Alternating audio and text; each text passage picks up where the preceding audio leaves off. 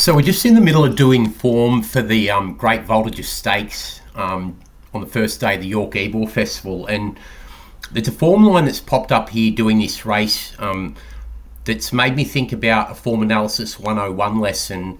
And when I talk about identifying horses out of subsequent form references that then go into the Blackbook, and this is a classic example of it. One of the horses in this race that I was in the process of assessing is Dear a Mile, the 3-year-old Camelot colt.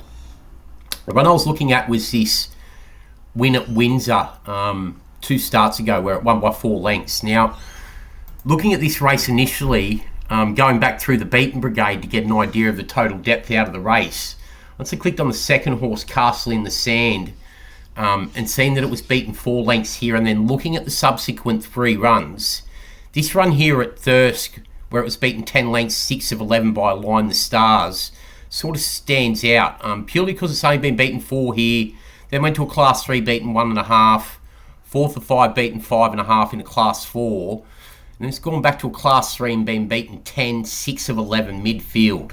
It's important to look at the race comment in relation to that. Disputed lead, led after 2 furlong, headed 3 furlong out, lost second, weakened 1 furlong out. So it was on the front end that day. Trying 12 furlong for the first time may not have got the trip, but beaten 10.5 lengths when it's only been beaten 4 by Dear a Mile, who was then went to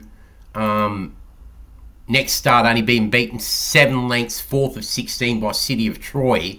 That makes me start to think that the form reference out of this race around Align the Stars could be well above average.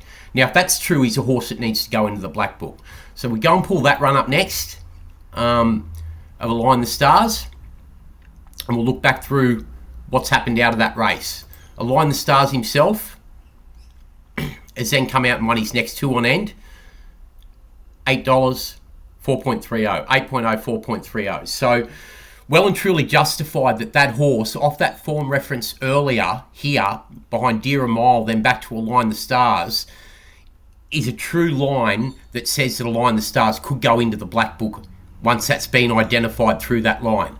And Align the Stars has subsequently come out and won his next 2 starts on end. So if you've identified that form line after that start there, he goes in the Blackbook and he wins for you at 8.0 and 4.3.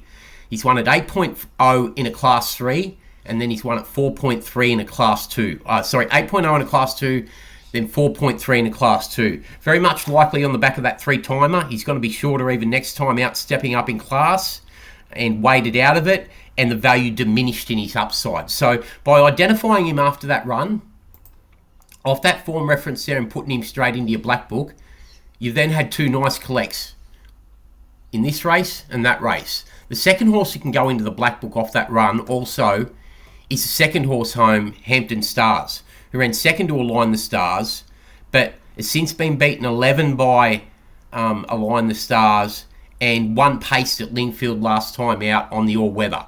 Excuses, will break his maiden soon. Decent horse on the make, goes into the Blackbook. We might even end up seeing him in Australia being an OTI racing horse. So that's just another quick Form Analysis 101 lesson. They're always insightful, intuitive. If you've got any questions, feel free to contact us on our social media channels.